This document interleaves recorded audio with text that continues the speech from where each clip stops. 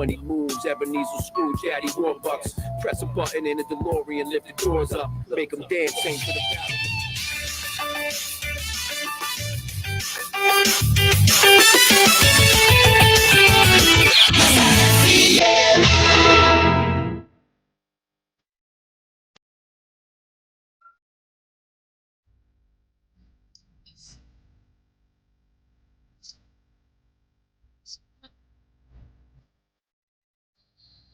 Boa noite, boa tarde, bom dia a todos os lares, a todos os cantos do planeta, aonde começamos com a produção dela, a influencer Noemi Coelho, mais uma edição do programa Ética do Amanhã, o verdadeiro podcast que se chama Eticast.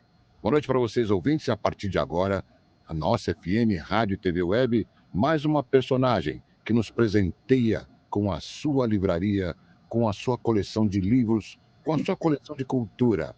E ela já já se apresenta aqui, na minha, na sua, na nossa FM, Rádio e TV Web.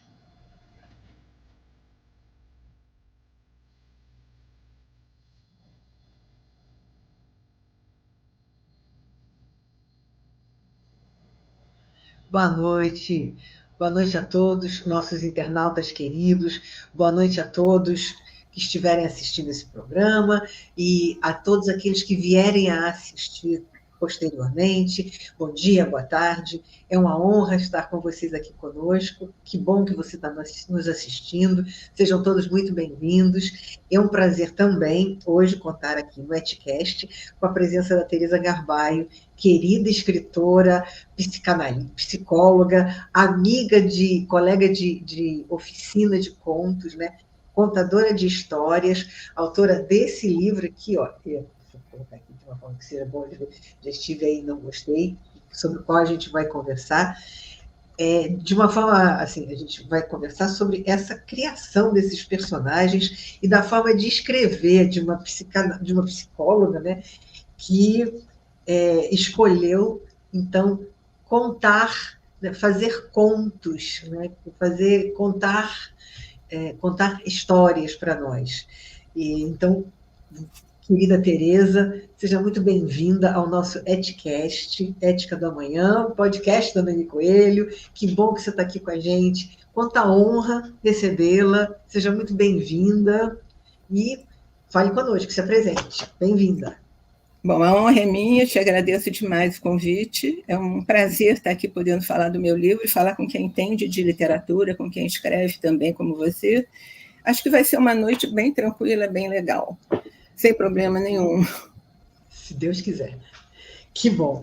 Então, não precisa ficar preocupada, porque a gente vai falar dessas histórias todas que você fez, que você contou, né? E vou começar perguntando, né? Como é que você escolheu fazer contos? Esse é o seu primeiro livro de contos, mas você já foi premiada por vários contos, né, anteriormente, e você já recebeu prêmios por contos, ou seja, você escolheu escrever contos tão bons que foram premiados. E por quê? Por que você escolheu escrever contos? Olha, eu acho que partiu de uma obsessão com uma história que eu queria contar e não conseguia contar. Algumas pessoas que me conhecem sabem que eu levei 45 anos para conseguir botar essa história que eu queria contar no papel, né? E eu me encantei por contos, me encantei pelas oficinas, por conhecer pessoas que também escreviam, conhecer coordenadores que ajudam muito a gente a pensar, a refletir, a refazer os contos, a ter uma leitura mais apropriada da própria escrita, né? E tentar ir melhorando. Então, foi um começo assim. E como é que eu vou te falar? Eu comecei em 2016, foi quando eu entrei para a Estação das Letras e fiz minha primeira oficina. O professor era o Jair Ferreira dos Santos ainda, depois entrou o João Paulo, que você conhece, e eu não sei quantas oficinas eu fiz, talvez umas 10, não sei. Quando veio o virtual, eu não curto muito, então eu demorei a entrar no virtual, fiquei só primeiro na presencial e depois dei uma paradinha, mas eu estava sempre escrevendo. Agora, eu tenho uma característica que eu não escrevo se eu não tiver com muita vontade, se não tiver alguma coisa me me alfinetando lá, alguma coisa na cabeça, me pedindo para falar, para escrever. Eu não sei escrever assim, nem como aluna de oficina, eu jamais sentei no computador para escrever, porque teria uma oficina, eu teria que levar um conto. Quando eu tinha o conto, eu levava para ser lido pelos colegas, ser analisado, mas nunca com esse sentimento de eu tenho que, não. É quando vem, e quando vem é uma coisa muito, muito profunda, né? Muita gente lá de dentro que vem e sai, né? Numa história, num caso que a gente conta, na forma de escrever. Então é mais ou menos por aí. Mas, eu sei, essa é a sua forma de escrever. Que bom, parabéns. Muito obrigada por isso. Mas, assim, eu estava... E a Dag chegou. Obrigada, Dag. Que bom que você está aqui. Boa noite. Eu estava querendo saber, mas por que contos? Por que você escolheu, né, contar? O conto é uma história curtinha, né? Então, você conta a história, começo, meio e fim, em poucas páginas, digamos assim. Então, ali, naquelas poucas páginas, você tem que contar tudo, tem que transmitir todas as coisas, começo, meio e fim, dar o tom do personagem, dar o tom da história, enfim, concentrar tudo numa coisa pequena, né? Então, assim, por que eu estou perguntando isso? Porque algumas pessoas nem pensam na possibilidade de conto, já querem escrever romance, já querem escrever uma história longa, né? O conto é uma escolha, e eu acho uma escolha, assim, bem... não vou dizer difícil, não, mas eu acho uma escolha bem específica. A pessoa que faz contos, ela escolhe contar as histórias curtas e incisivas, né? Então, assim, é uma escolha bem, bem específica, né? Por isso que eu estou te perguntando por quê. Porque você é profissional, por que eu vou explicar? Você é um profissional de psicologia, então seus clientes, eles estão com você por um tempo mais longo, né? Então eles não trazem histórias curtas, eles trazem uma história mais longa, você os acompanha por um trecho longo da vida das pessoas, né? E aí você conta histórias mais curtas, né? Suas histórias, elas são bem concentradas, bastante concentradas, né? Sim. Maravilhosas as histórias. Uma coisa é o trabalho terapêutico, né? Como você falou, você fica um tempo grande com o cliente, eu costumo dizer sempre que eu reescrevia com eles a história que eles tinham me trazido, que é muito assim, né? O paciente chega com uma história e essa história vai se abrindo, né? E se possível, se modificando, que é o que a gente mais quer como terapeuta, né? Agora, por que conto? Eu acho que para mim é mais ou menos claro. Eu acho que devem ser raras as pessoas que começam a escrever romances. Romance, como você mesmo falou, é uma coisa grande, com muitos personagens, com muito tempo, muita coisa acontecendo, e o conto é uma coisa mais curta. Então, eu acho que é natural a gente começar, quem está começando a escrever, e eu estava começando a escrever mesmo, né, optar pelo conto. Eu não sei nem se uma oficina da Estação das Letras aceitaria uma aluna que nunca escreveu nada para fazer um romance, só se ela tivesse assim, uma disposição e uma fala, olha, eu sei, eu sou, eu posso. Não era o meu caso, eu estava começando a querer escrever, e é por aí, eu acho que tem um tempo para isso. Eu não pensei ainda em escrever romance de jeito nenhum, não pensei. Eu fico no conto, eu gosto do conto, e acho que os meus contos, inclusive, porque você falou isso, a gente está falando de oficina, eu acho que os meus contos têm acho que eles revelam que eu sou uma aluna de oficina. Por exemplo, os contos são curtos, aquilo que você falou, são poucas páginas, são poucos personagens, são poucas situações. Então, eu acho que a minha escrita, principalmente no começo... Bom, os primeiros contos que eu fiz não estão no livro, eu fiz uma seleção grande de contos para botar no livro, né? Mas esses contos, por exemplo, eu comecei escrevendo na terceira pessoa, que é o mais fácil, como se você fosse um contador de história, né? Contos lineares, poucos personagens. Depois eu fui me arriscando a escrever na primeira pessoa, e quando eu escrevi na primeira pessoa, eu gostei muito, eu achei que ficou mais fluido, mais fácil, os diálogos ficaram mais naturais, né? E aí depois você vai aumentando, você vai tentando outras coisas, né? Mudança de tempo também, em vez de escrever agora, depois, e depois você começa pelo depois, aí chega no final, você chega no agora, né? Tem várias coisas que você vai aprendendo e mudando, né? Enriquecendo a sua escrita.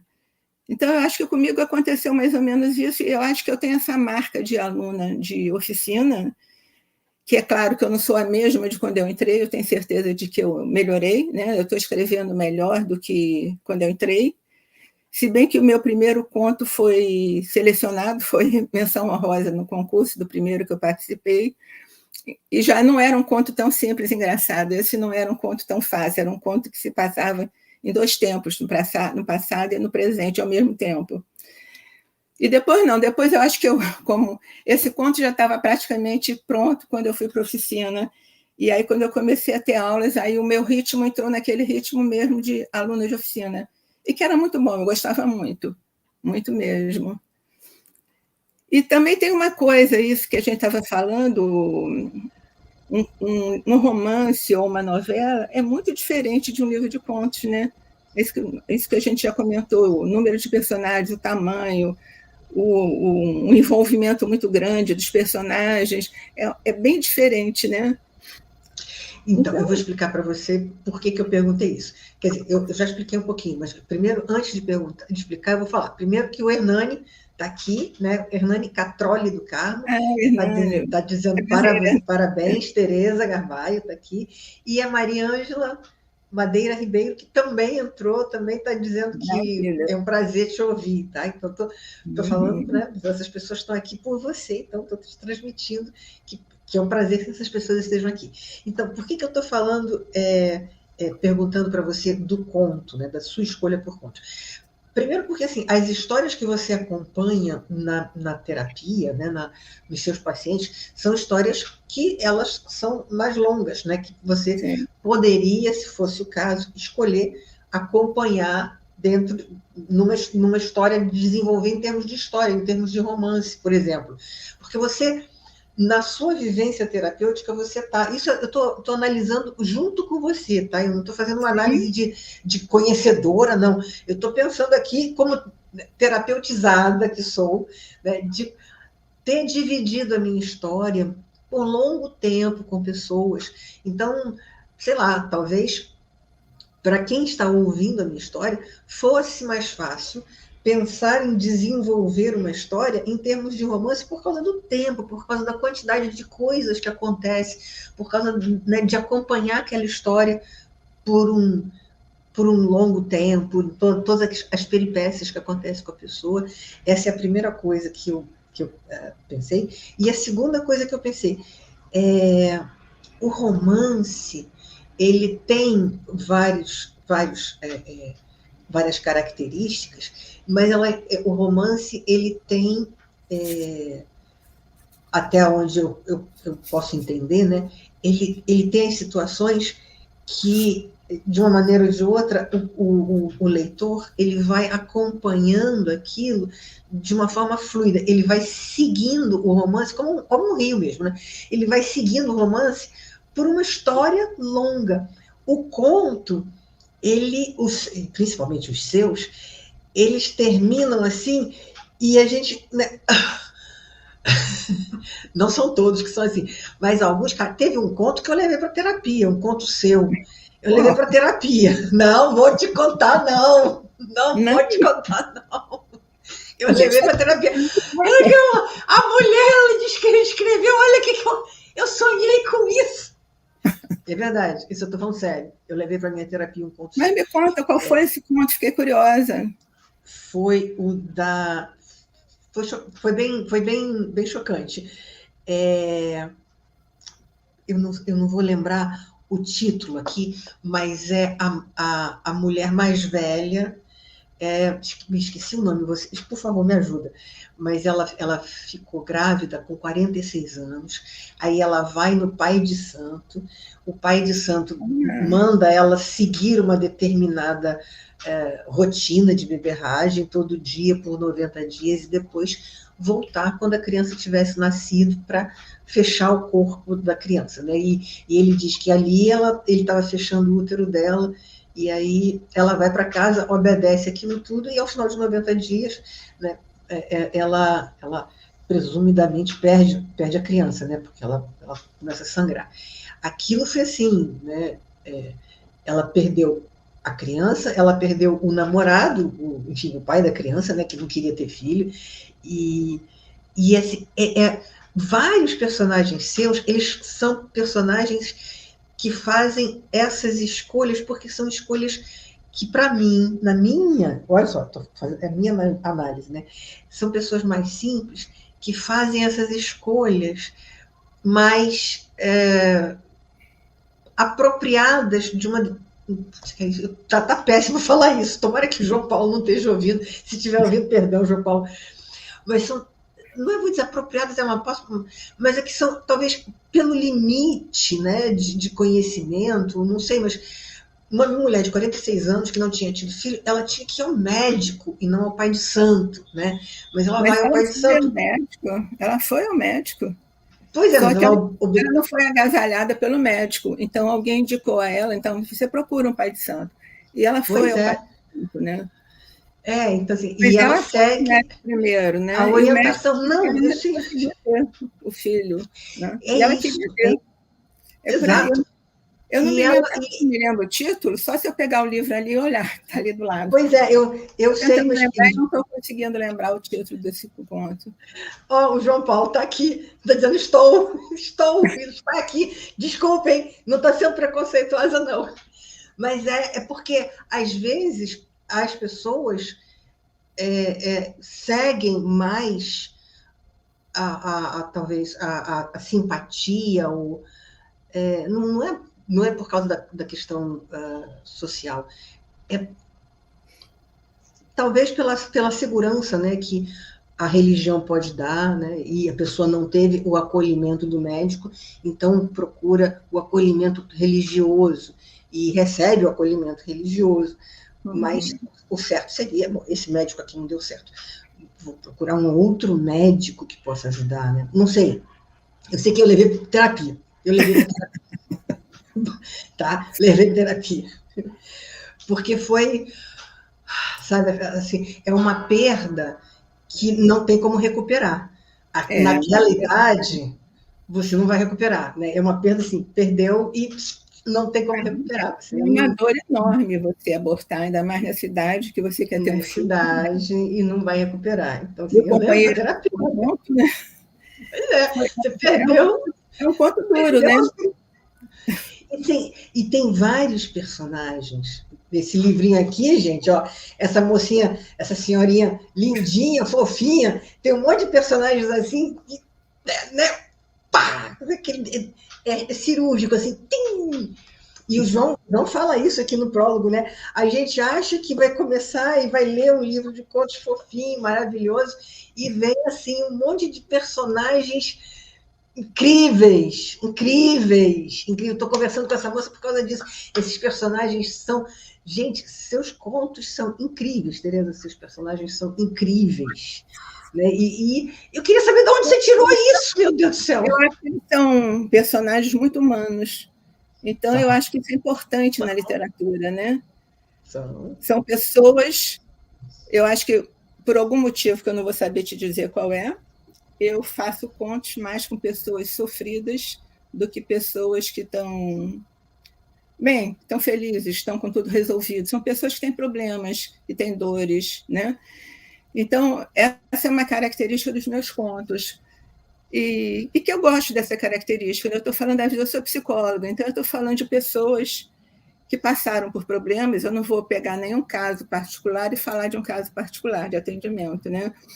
Então, os contos são todos, os personagens são todos personagens que apareceram de repente, sabe? Quando entra assim, vem, e entra dentro de você, e você começa a falar nele, Porque uma coisa que é importante eu falar também é que eu nunca sei o que eu vou escrever. Parece que é mentira, que é lorota, mas eu nunca sei o que eu vou escrever. De repente, alguma coisa, às vezes é um pedaço de música, às vezes é uma coisa que eu vi, uma lembrança que chegou, e eu pego um papel e começo a rabiscar alguma coisa, né? E fico assim um tempo. Quando eu consigo imaginar o que eu vou escrever, eu nunca consigo imaginar a história inteira, eu nunca pesquiso, eu nunca anoto nada, eu não sei qual é o título que eu vou dar, eu não sei qual é o personagem, eu não sei nada. Eu deixo sair, sai, vai saindo. E quando eu acho que tem uma coisa mais ou menos, não pronta ainda, mas mais ou menos organizada, aí eu vou para o computador e começo a escrever no computador e vou deixando sair. Tem contos, realmente tem um conto que foi até uma história engraçada, que começou assim, eu ouvindo uma música. O conto chama... Oh, meu Deus! É um conto sobre uma festa, a Carta para Eunice. O conto seria uma festa de São João. Eu estou ouvindo uma música e aí eu não sei porquê, eu imagino aquela música subindo, entrando subindo o morro, entrando na casa de uma pessoa. Essa pessoa tem uma festa de São João, ela desce, vai para a festa, conhece um cara, transa com esse cara, engravida, e vem uma tragédia na vida dela. Uma tarde, ela descobre que está grávida, fica felicíssima, né? Ela também já não é uma criança, não tem 20 anos, ela nem sei quantos anos que ela tem, não sei se eu coloquei 40 anos por aí.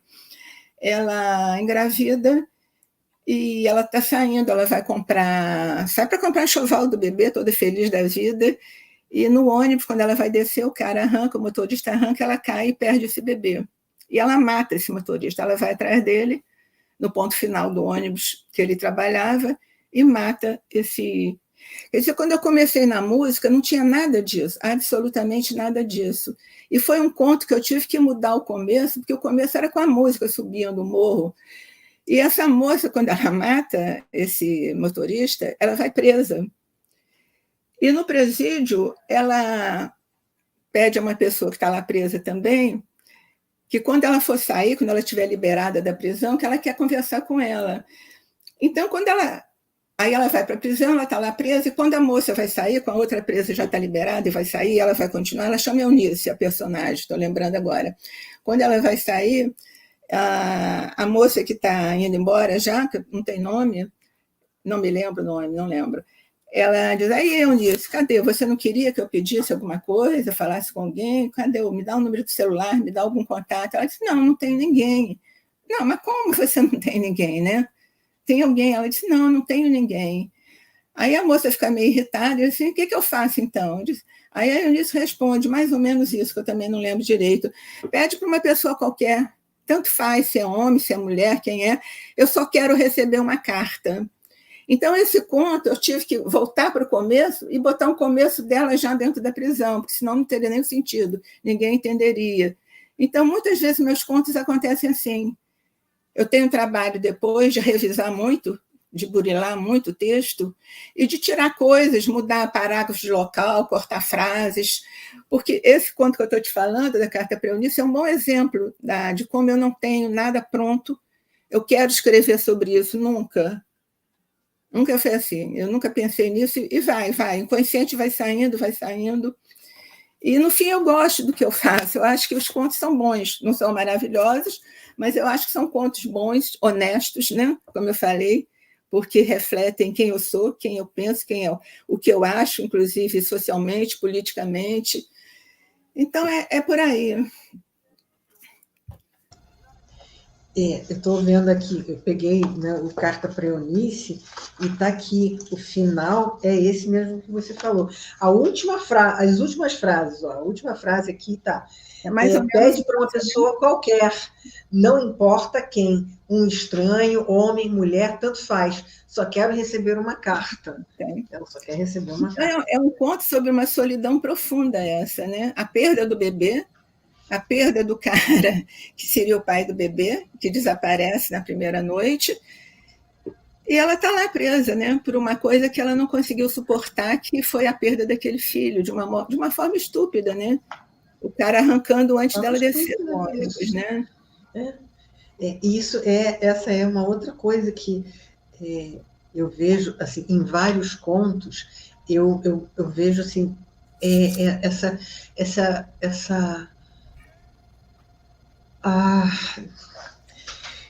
tá me faltando a palavra, né? Mas essa meio dureza da vida, né? Uhum. A Essa vida é meio, dura. essa meio dureza da vida.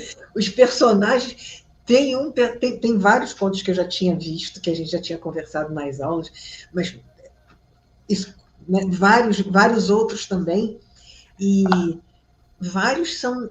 Tem muitos em que acontece isso, né?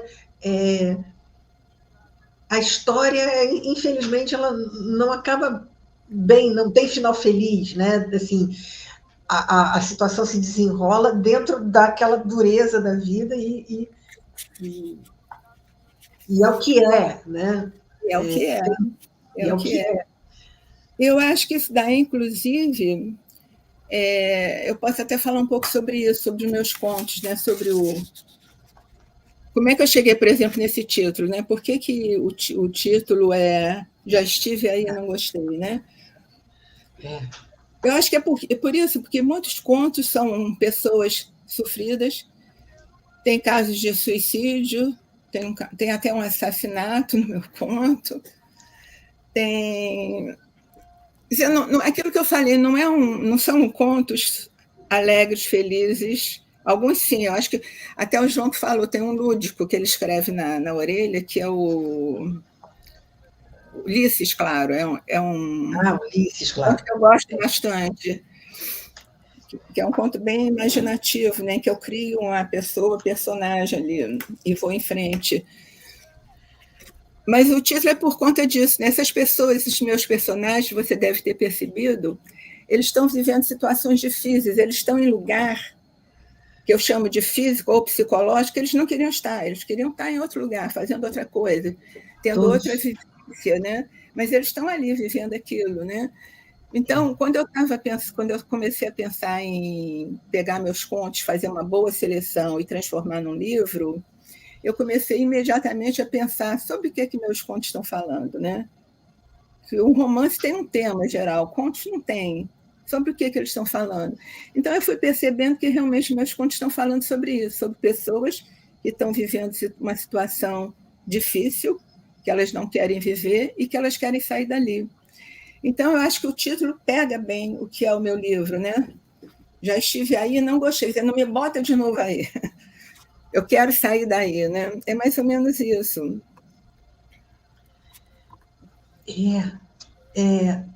Eu acho que essa é uma boa definição. Eu estou olhando aqui, eu tenho o bolo de aniversário, uhum. Né, que é bem isso, né? Não quero estar nessa situação, uhum. mas estou. O que eu posso fazer para lidar com essa história? Não vou contar, não, gente, não vou dar spoiler, não. E outras, né, que são. Tem muitas, né, que são. Passei aqui, né, passei pelo conto da filha que se tranca no quarto e diz, né, não vou deixar ninguém me roubar de mim. Todos estão lidando com situações difíceis. E assim, é inesperado, né? Porque a gente, às vezes, eu não sei, eu acho que é também porque eu lido com muitos jovens, e os jovens gostam de romances, né? Eles gostam de histórias com fadas e com... É verdade, né? Com castelos. Congelou você.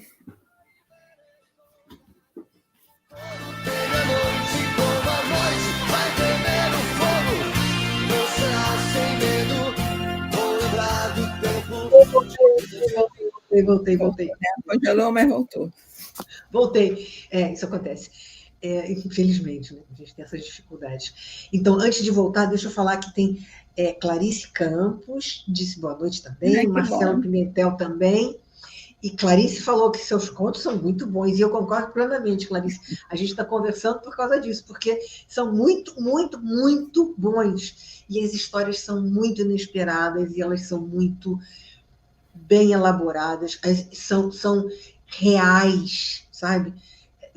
Eu reconheço seus personagens, eu reconheço na minha vida, eu reconheço, né, no Rio de Janeiro, eu reconheço, são todos brasileiros, eles são todos vívidos, né? Eles são fáceis de identificar, eles são vívidos. Eu consigo imaginar perfeitamente cada um deles em uma situação. Um amigo meu que chegou, né? Wagner Azevedo Pereira chegou agora, acabou de dar boa noite, estou vendo desde o início, parabéns pela apresentação, obrigada, Wagner, que bom que você está aqui, querido, obrigada.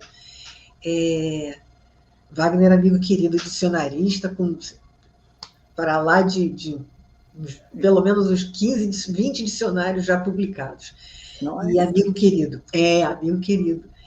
E todos os personagens, a gente consegue identificar claramente, lendo o conto, é facílimo de identificar o ambiente, o pensamento da pessoa, a pessoa como ela é, né? Inclusive, né, a jovenzinha que diz, não vou deixar ninguém me roubar de mim, apesar de não sou mais uma jovenzinha, mas a gente consegue entender perfeitamente como é que é a psicologia da pessoa, o que ela está pensando, como é que ela está. E não só ela, mas a moça né, assim, a jovem senhora de 46 anos que engravida e que perde daquela. Levei para o terapeuta, cara. Buraco que ficou no meu peito. Aquela perda, gente, definitiva, né? Aquele sangue que escorre pela mão, né, da pessoa que assim, perdeu a vida. Perdeu tudo. Novamente, além da perda, a solidão, né? Ela está sozinha ali. Isso, então, assim, tudo que representava a vida, né, Noemi? A se esvaiu. Né? A vida, a gente passa por isso, né? Por perdas, por tristezas, mas passa por alegrias também, claro. Por exemplo, hoje é uma alegria para mim estar aqui com você, com amigos aí, ouvindo, a gente podendo falar do livro, né? Aí tem uma coisa que eu queria falar também, posso falar? Posso, só né? Um minutinho, posso pedir só o Dedé para falar? Tá na hora do Dedé, né? A hora do estúdio. Dedé, a palavra está com o estúdio, Dedé, chamando o estúdio. Guarda para falar depois que o Dedé trouxer o estúdio. Estamos apresentando Ética da Manhã. Todas as quintas-feiras, a partir das 8h15 da noite aqui. Na minha, na sua, na nossa FM, Rádio e TV Web. O nosso compromisso é com vocês. Hoje, a vez de Teresa Carbalho, psicóloga, escritora premiada. E muito premiada. Depois, talvez eu saiba se ela ganhou o Oscar da literatura, o Grammy dos livros, que assim seja. A transmissão é simultânea para o nosso site, nossofm.net, também para todo o Brasil, do Rio Grande do Norte ao Rio Grande do Sul, e na Europa estamos através do Twitch, alcançando agora 31.212 ouvintes, internautas, telespectadores, colaboradores e fãs, e amigos também. No Japão, estamos em Osaka. E assim vai. Alô, Valdson do Acre, da Rondônia, de Porto Velho, todos ligadinhos no Ética da Manhã. O verdadeiro podcast agora chama-se Eticast.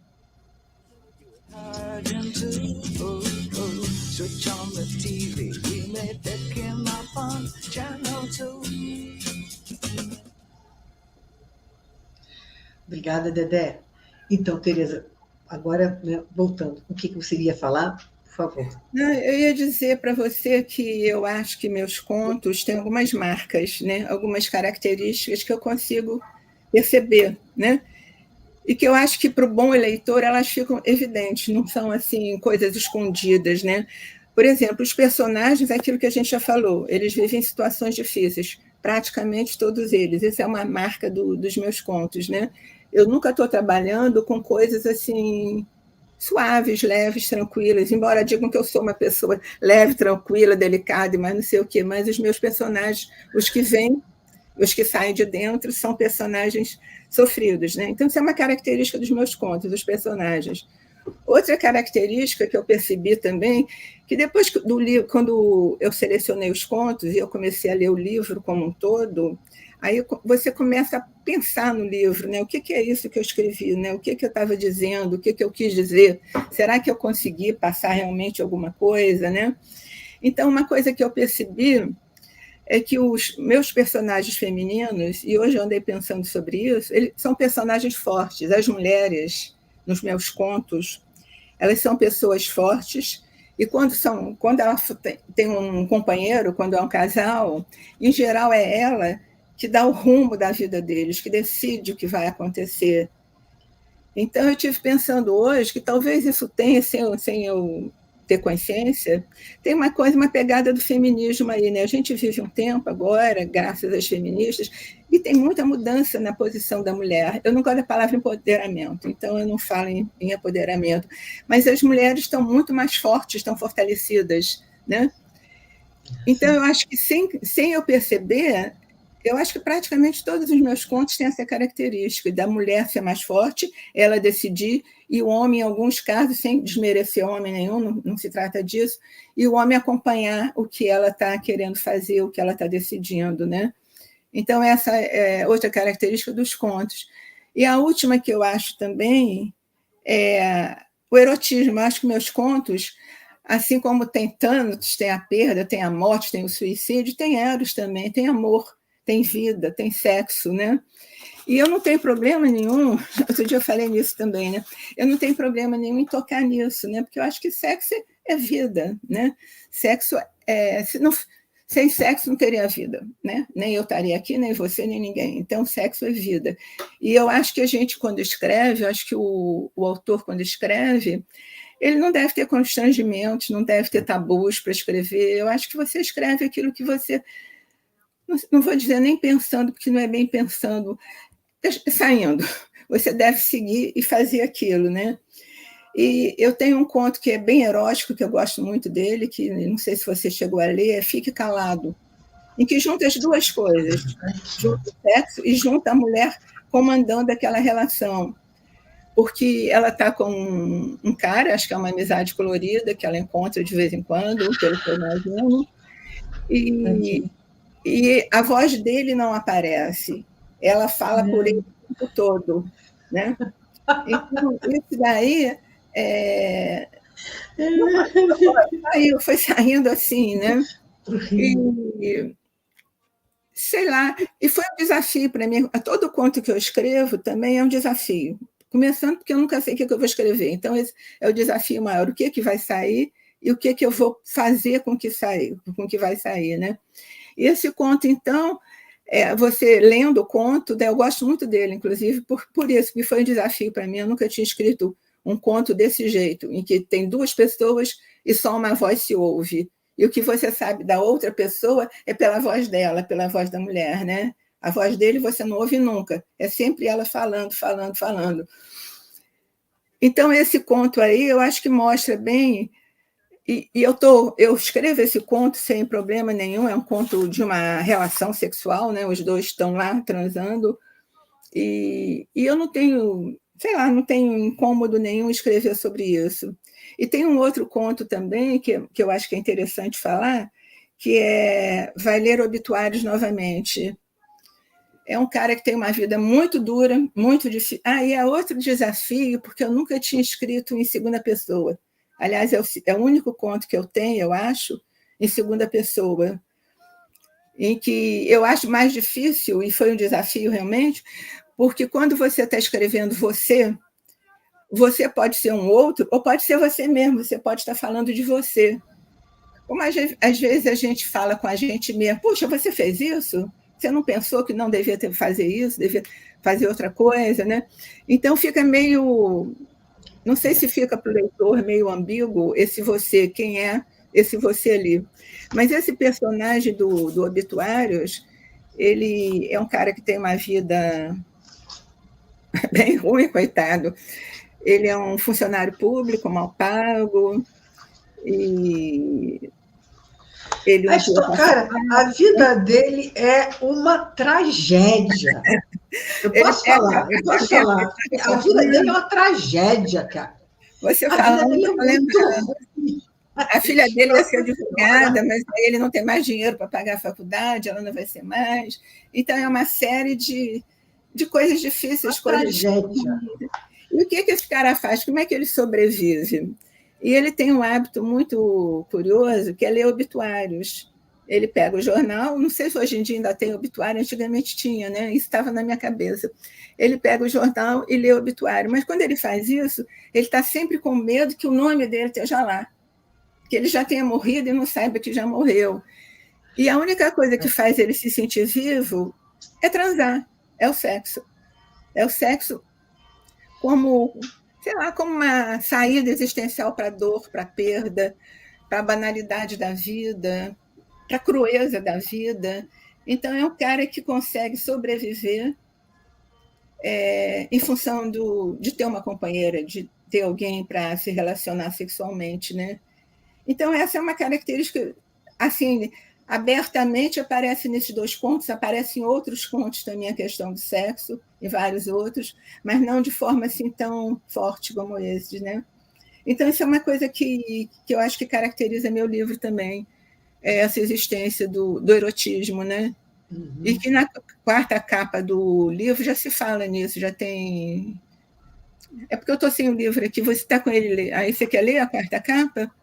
Para quem não conhece. Capa é essa parte do... É a 4ª capa, é o final.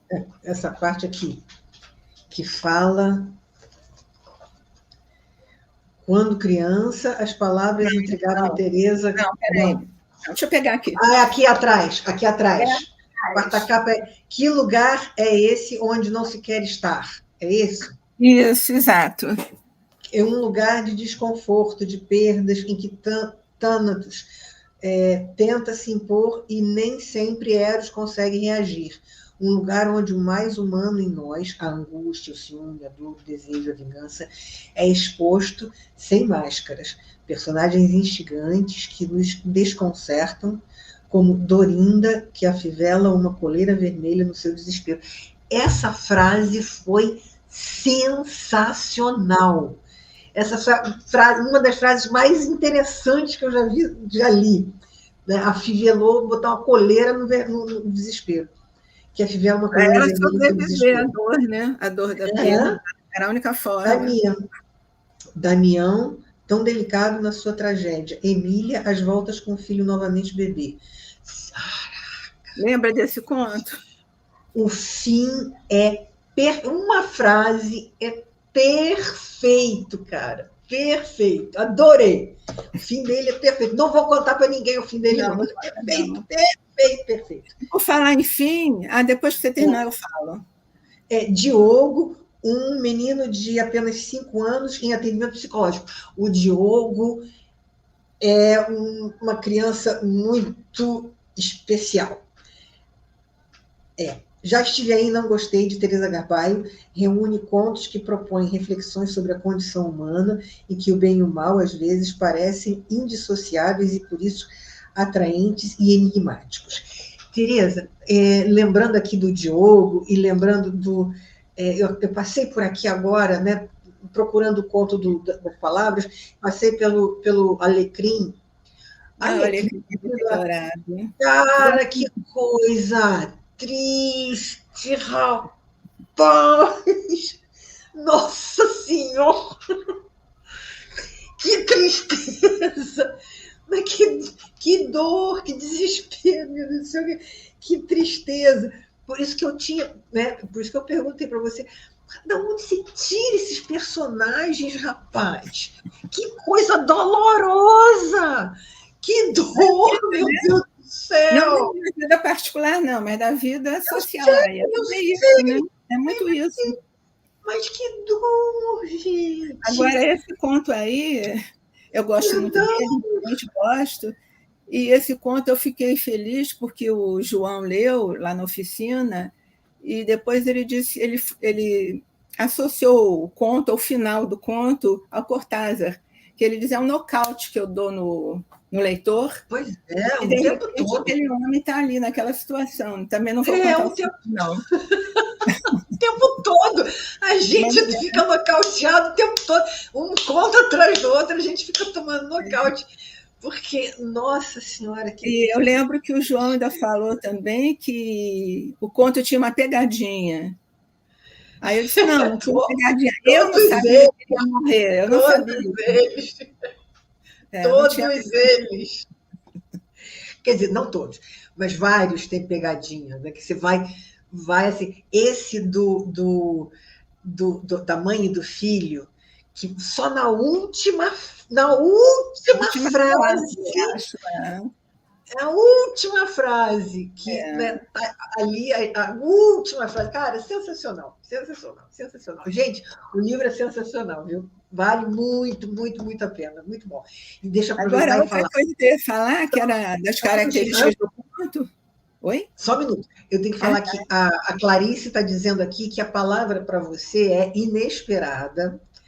O Marcelo está dizendo que é interessante isso de nunca saber sobre o que exatamente vai escrever, vem de dentro como impulso. E isso tem autores que lutam com isso de uma forma muito séria, porque é uma dificuldade você escrever sem saber, né? Tem autores internacionais, não estou falando só de nós, não, tem autores internacionais que relatam essa dificuldade de sentar na frente do papel em branco e produzir, né? O meu ganho é que eu nunca sentei na frente de um papel em branco, porque eu espero ter alguma coisa que venha, uma luz, uma palavra, uma música, qualquer coisa, para eu começar a pensar. Eu não tenho aquilo na cabeça antes, vou sentar e vou escrever sobre isso. Não, nunca. Não mesmo. É, porque acho que... Mas você, quando é gostoso isso também, né? Eu acho que é gostoso, porque é uma luta com você mesma, né? Ao mesmo tempo. O que vem, o que não vem? Como é que eu vou mexer nisso depois? Eu não vou mexer, não vai precisar. É legal, eu gosto. Eu gosto de escrever, eu acho bom escrever. Mas assim, sem obrigação, né? Mas você não está você fazendo isso por diletantismo, não. Você está fazendo isso como uma escritora faz, né? Sim, vou escrever porque você produz o seu trabalho, o trabalho de uma escritora, de uma pessoa que está realmente... Eu me vejo mais, quer dizer, não me vejo mais porque eu acabei de publicar, mas eu me vejo mais como uma aluna de oficina mesmo, né? Sem a obrigação de sentar e escrever, escrevia quando realmente eu queria escrever alguma coisa, vinha alguma coisa para escrever, mas eu não me vejo como escritora. Isso é uma coisa... Bom, deixa eu falar primeiro, senão daqui a pouco não tem mais tempo. Não, eu só queria dizer que outra característica dos meus contos, que eu não falei, é que é muito comum não ter o final ficar em aberto. É muito comum o final ficar em aberto. E eu gosto desse final em aberto porque é uma forma de você chamar o leitor para participar do seu conto, da sua história, né? Deixar ele ser um pouquinho com o autor. Pelo menos o final, ele vai fazer o final que ele achar que fica melhor para ele, para a história dele, para a minha história, mas que para ele seria mais lógico, mais interessante. Então, eu gosto muito de final em aberto. E não são todos, mas tem vários contos que o final fica em aberto, né? A pessoa pensa e termina do jeito que quiser, né? O bom leitor também tem isso. A gente precisa fazer uma... Assim como tem o bom escritor, tem o bom leitor, né? Às vezes o bom escritor escreve um senhor livro, mas o leitor não é o bom leitor que consegue ler, entender, ou procurar entender, ou procurar sentir, vivenciar o que ele está lendo com cuidado. Então, eu acho que tem isso também que faz diferença, né? Não sei o que você acha. Eu acho que eu sou uma boa leitora, porque eu gosto de ler, leio pra caramba, é vício mesmo, leio muito, gosto muito. E acho que faz diferença, um bom leitor faz diferença para o bom escritor, né? Quando há esse encontro dos dois lados, do bom dos dois lados, eu acho que é um presente, né? Sai uma coisa realmente interessante para os dois lados, né? Acho que sim. Eu acho que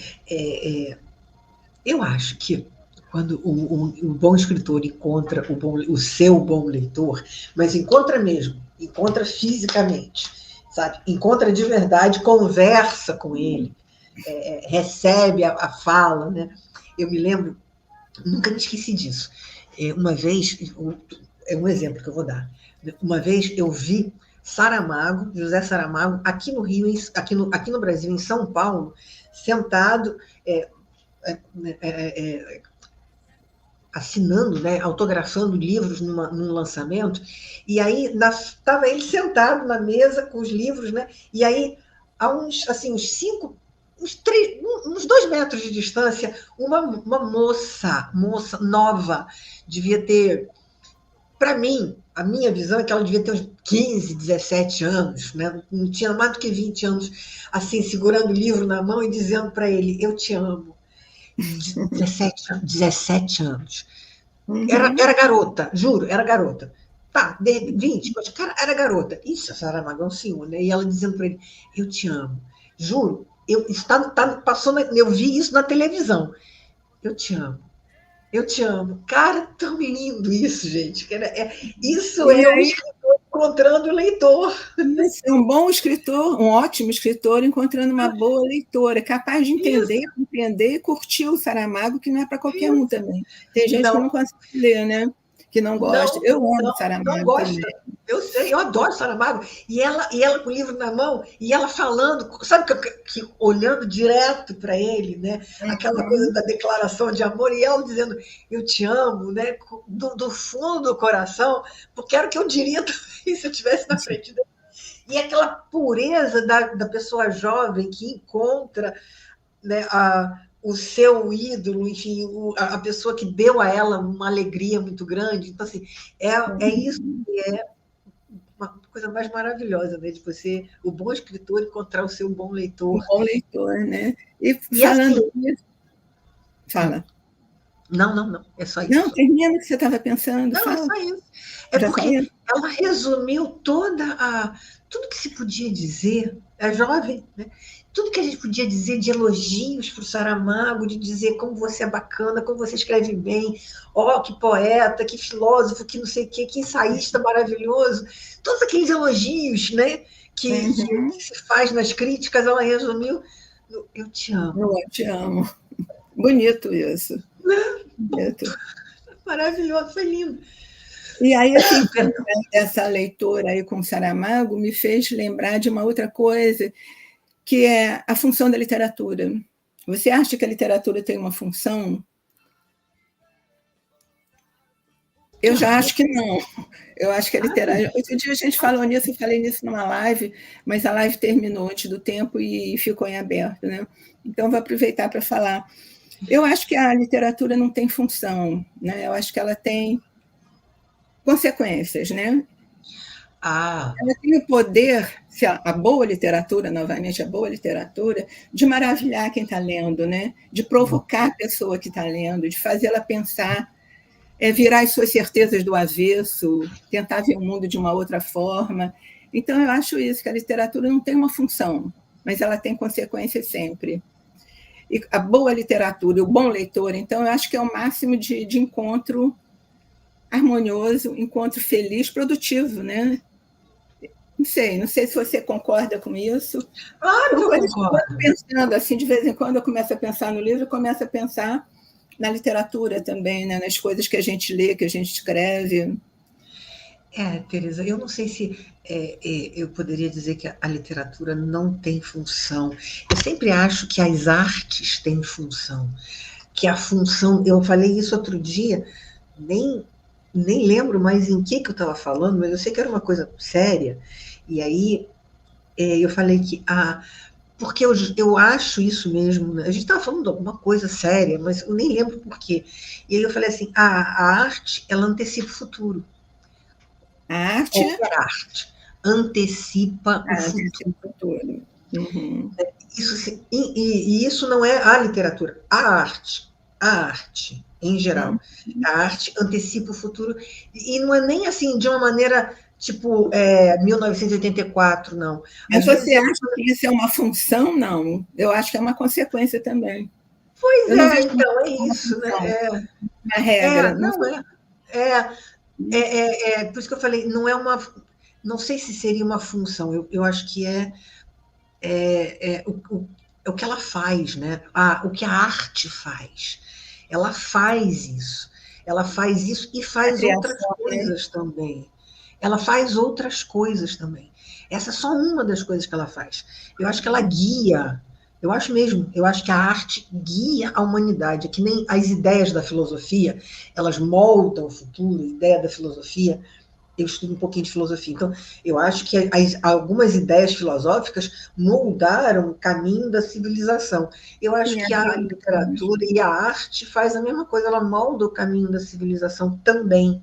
E não como função ou como um dever, mas é o que acontece, de repente, é uma consequência da arte, né? Moldar o caminho do futuro, moldar a civilização. Isso bonito, é bonito o que você está falando, mas não sei se a civilização foi moldada ou é moldada pela arte, deveria ser um pouquinho melhor do que é, não acho não.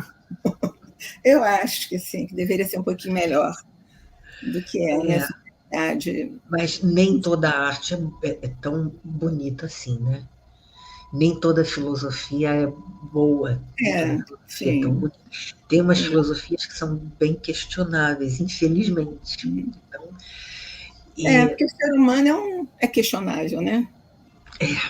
A gente sempre espera que também, né? vai ter um passo à frente e muitas vezes tem um passo atrás. Eu estou falando isso até de bobeira, porque eu estou preocupada com o Brasil, com o que está acontecendo agora nesse momento na luta política no país. Estou preocupada com isso. Então, por isso que eu estou... Mas não é só no Brasil, não, tá? Não é só aqui, não. É o mundo, pior ainda, né? É o mundo. Eu estava vendo lá as eleições no Parlamento Europeu. Então, nós não estamos com um problema único. Não, de jeito nenhum. Gostaria que fosse, tá? Se fosse só nós, eu até ficava mais feliz. Me preocupava menos, mas infelizmente não é só nós. E não adianta porque não adianta. Não adianta que a extrema-direita pode fazer o que quiser, mas já não vai barrar o futuro.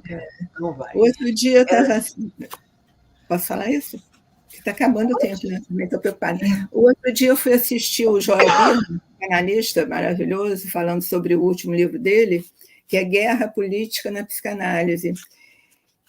E ele, num sofrimento grande, dava para perceber, e ele falando na possibilidade real de uma guerra, de uma terceira guerra, que seria a guerra nuclear, né? Aí eu não comprei o livro ainda não, mas vou comprar e quero ler, porque foi uma fala assim, de mais ou menos 1 hora, na travessa do Leblon, lotadíssima, o que tinha de gente ali, a maioria absoluta da área psi, né, ouvindo. E aí é isso, né? Pode ser que venha uma guerra aí, mais uma. Diz o Joel Birman, ele disse lá a uma certa altura, que a gente está concentrado em 2 guerras, que é Israel e o Hamas e a Rússia e a Ucrânia, mas que haveria 50 guerras, 50 não, 100 guerras. Ele falou em 100 guerras, eu acho que não sei aonde estão essas 100 guerras, mas que teria 100 guerras no momento acontecendo ao longo do planeta, né? Eu até acredito. É que a gente não está prestando atenção. De interpretação, mas... Talvez a gente... É porque a gente não classifica guerra, talvez. Estou pegando aqui o gancho. É porque a gente acha que guerra é uma guerra grande, com muitos mísseis e muitas brigas. E, às vezes, as guerras são guerras como tem na África, né? Guerras continuam acontecendo há muitos anos, guerras lá internas dentro dos países. Mas com milhões de mortos na África, milhões de mortos. Infelizmente, são guerras que continuam acontecendo e são internas lá entre eles e com milhões de mortos e horrorosas e permanentes, né? Guerras na África, guerras no Haiti.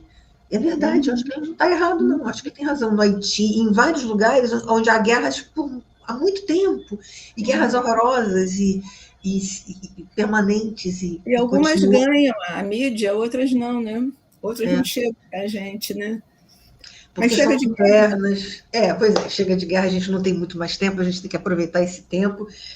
Noemi, o conto que você levou para a terapia foi o Sinal da Cruz. Ai, meu Deus. É o Sinal da Cruz mesmo. Eu não consegui lembrar. Da moça que perdeu o neném.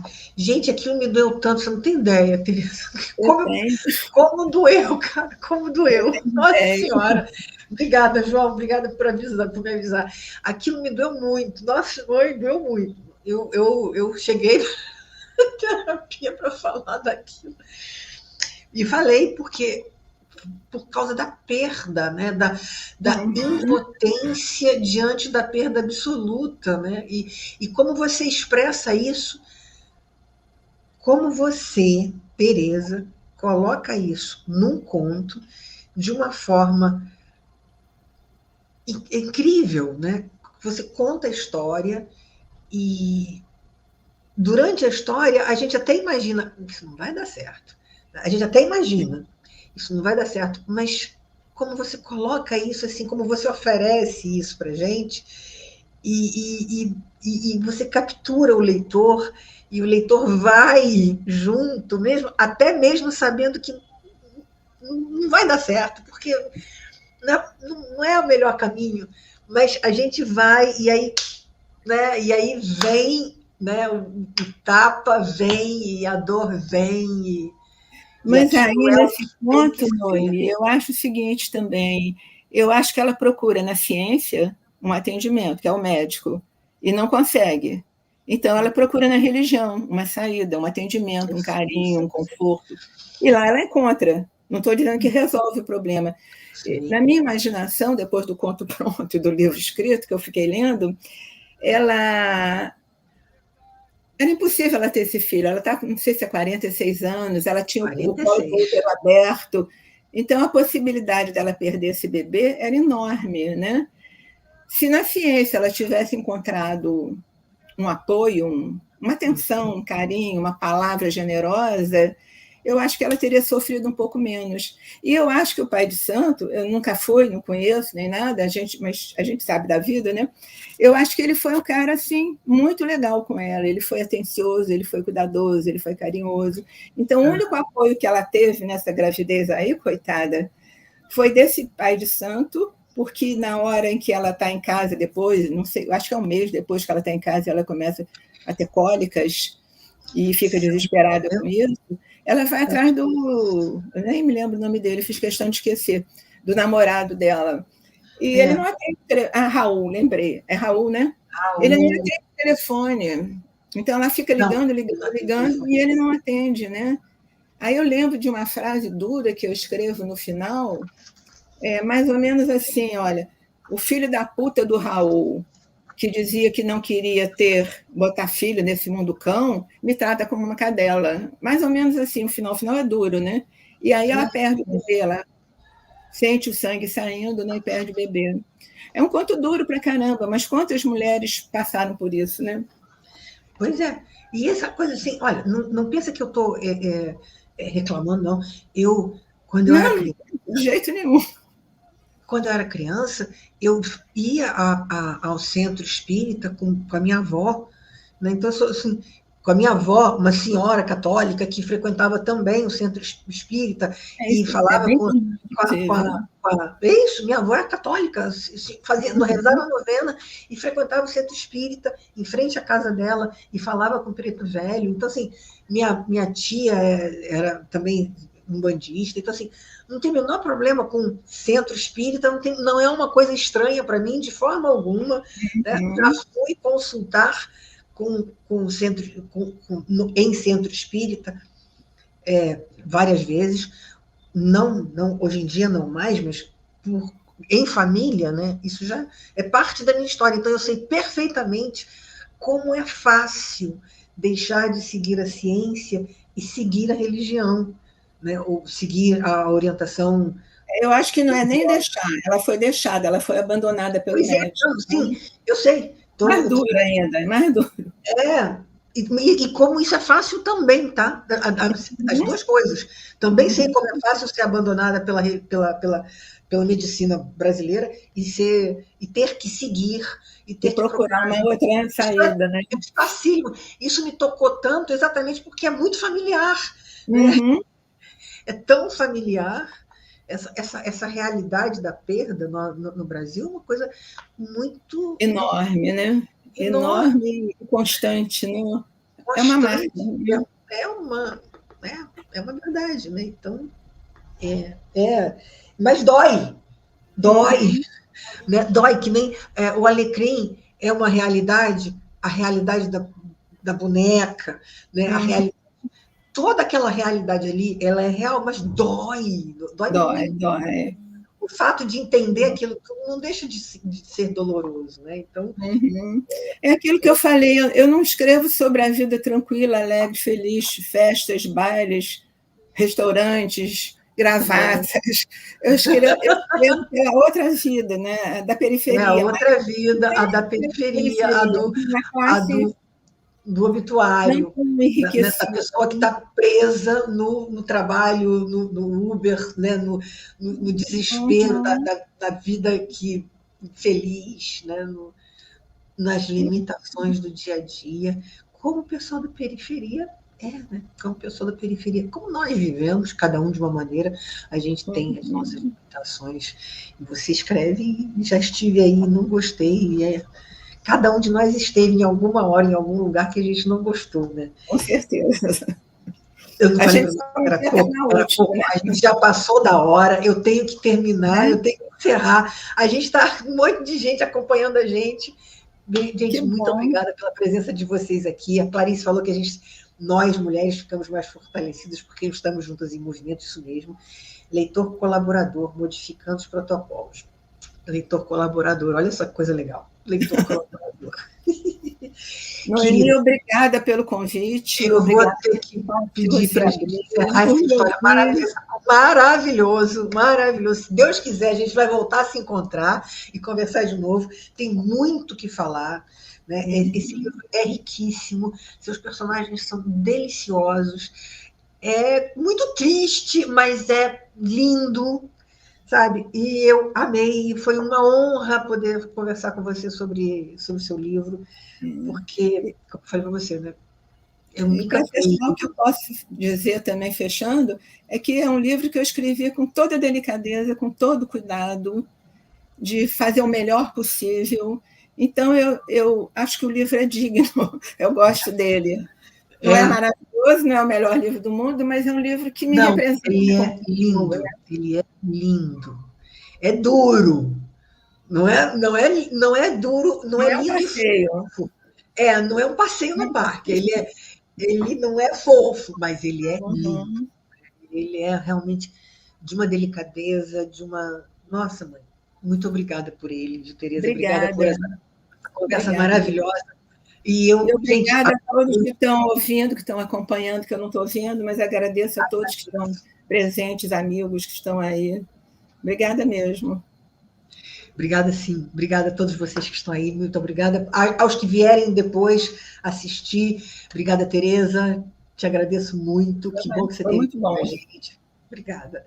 Dedé, de volta para o estúdio. O melhor da programação Nossa FM.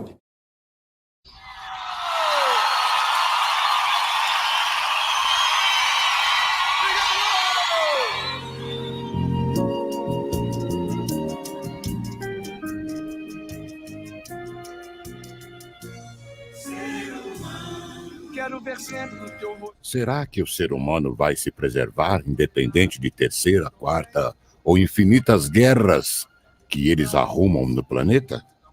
Não é nosso problema. Muito obrigado por essa audiência. O Ética do Amanhã volta na próxima quinta-feira, a partir das 8h15 da noite, aqui na minha, na sua, na Nossa FM, Rádio e TV Web. A produção de Noemi Coelho e a apresentação dela também. Hoje tivemos a Tereza Garbaio, a escritora. Muito obrigado a vocês e até quinta que vem por mais essa edição. Grato a todos que entraram no chat, o YouTube, Facebook, Twitch, Fórum de Notícias, enfim, saborearam a cultura e o conteúdo do Ética do Amanhã. Fique agora com o Alimento da Noite e a programação da Nossa FM continua. Tchau. Tchau, Noemi.